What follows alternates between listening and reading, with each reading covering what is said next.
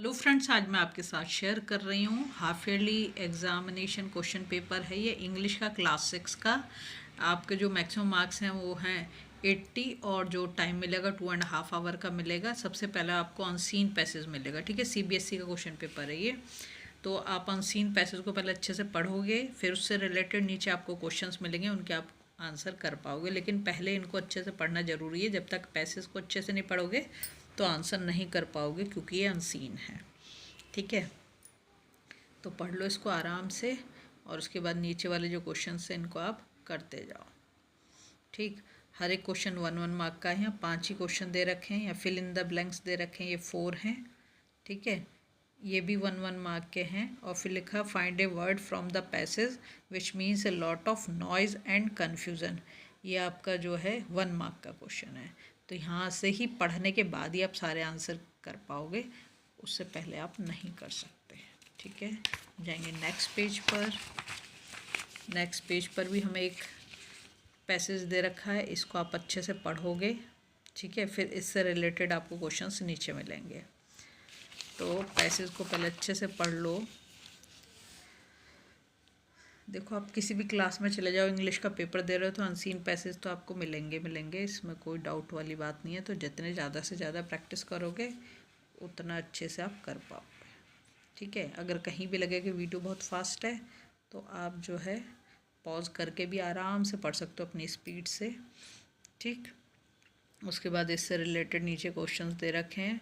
ये 2 मार्क के 2 क्वेश्चंस हैं। फिर नीचे फिल इन द ब्लैंक्स हैं। फिल इन द ब्लैंक्स मतलब कंप्लीट द सेंटेंस, ये 1 मार्क के 3 क्वेश्चंस हैं। फिर नीचे लिखो find the word from the passage which mean the same, तो ये तुम्हारा 3 नंबर का ये है, ठीक है। उसके बाद आपकी राइटिंग शुरू हो जाती है, 15 मार्क्स की है, समझ गए। ये नोटिस लिखना है आपको, लगभग 50 वर्ड्स में लिखना है, ठीक है। तो इसको पहले अच्छे से देखो। नोटिस आपको मिल जाएगा मेरे चैनल पे, तो आप वहाँ सर्च करोगे तो आपको मिल जाएगा, ठीक है। फिर लिख रखा है right a paragraph on teachers day. Teachers day के ऊपर पैराग्राफ लिखना है, that you recently celebrated in school in 100 words, ठीक है। ये 5 मार्क का क्वेश्चन है। इसके बाद हम जाएंगे नेक्स्ट पेज पर। यहाँ पर है, ये दे रखा है आपका, your dad has shifted Pune to join his new job, you stay with your mother and younger sister in the Bhubaneswar, write a letter to your dad giving him home news, ठीक है। ये 120 वर्ड्स का है, 6 मार्क का है।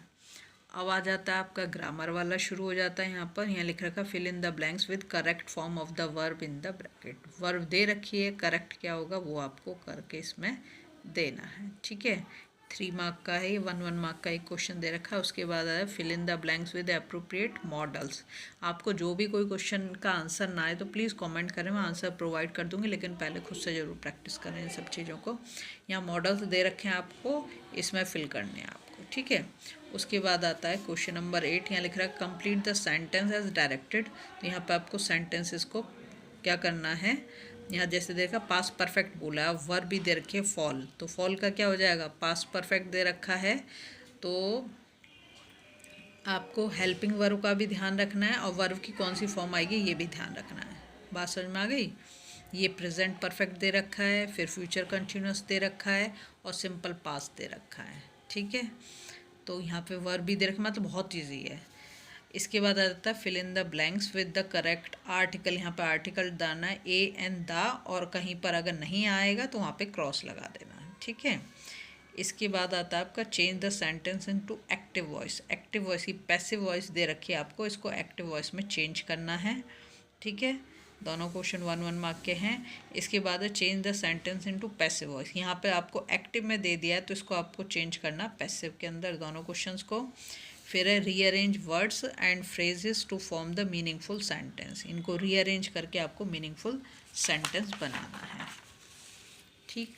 इसके बाद आ जाता है आपका लिटरेचर। तो जो भी आपके यहाँ बुक लगी हुई है उससे ये मतलब एक्सट्रैक्ट लिया है उन्होंने, और इससे नीचे क्वेश्चन दे रखे हैं उससे रिलेटेड, ठीक है।